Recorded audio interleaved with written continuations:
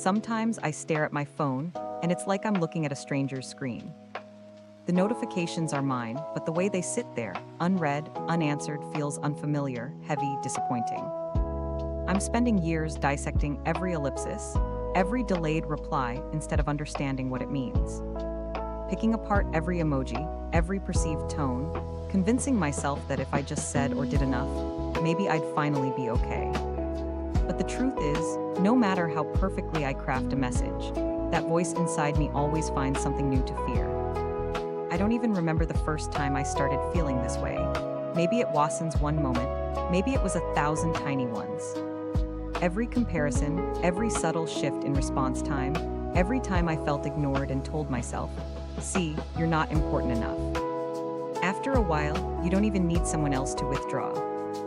You do it yourself automatically, like breathing, describing the inner voice. Some mornings I wake up and before I even check my phone, that voice is already there. "You're annoying, you're too much, you're burdening people." And I believe it because it sounds like me. I try to distract myself like with work, scrolling, music, noise, anything that keeps me from dwelling on the silence. But the feeling always comes back, and when it does, so does the weight.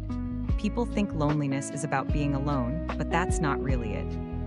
You can be surrounded by friends, laughing, talking, and still feel like no one actually sees * your message. I've had those moments, staring at a group chat, sending a quick "hey," and then feeling a pang of dread as the little bubble sits there unread. It's easier that way, right? If I act fine, I don't have to explain the storm inside my head. I've asked myself 100 times, why do I overthink messages so much?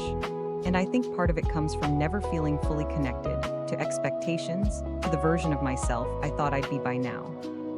Every unanswered text feels like proof that I'm unlikable. Every quick reply feels like a petty response. I'll hear someone say, "You're a great friend," and my first instinct is to argue with them. I've realized it's not that I want to be miserable. It's that misery became familiar, and familiar can start to feel safe even when it's destroying you. But there are moments, tiny quiet moments that remind me connection isn't gone forever. Like when a friend actually calls, or when someone sends a thoughtful reply to a casual message, or when someone initiates a conversation just to see how I'm doing. Those moments don't fix everything, but they remind me that I'm still here. That maybe beneath all the noise, there's still a version of me worth reaching out to. For the longest time, I thought genuine connection was this big, extravagant event, something you reach after you fix every flaw, after you accomplish every goal. But I think it's smaller than that. It's choosing to send a message when your brain tells you not to. It's forgiving yourself for being needy. It's letting yourself feel hopeful even when you're scared of rejection. It's realizing you can still build relationships even while carrying the parts of yourself that hurt.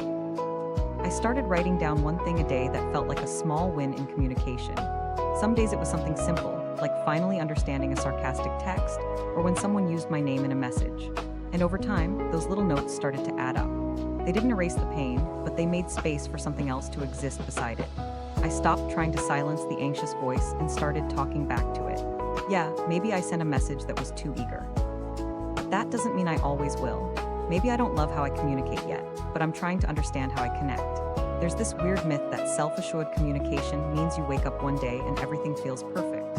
But I think real connection is quieter. It's showing up for conversations even when you still feel vulnerable. It's responding to a message even when you're exhausted. It's initiating contact even though your brain tells you not to bother.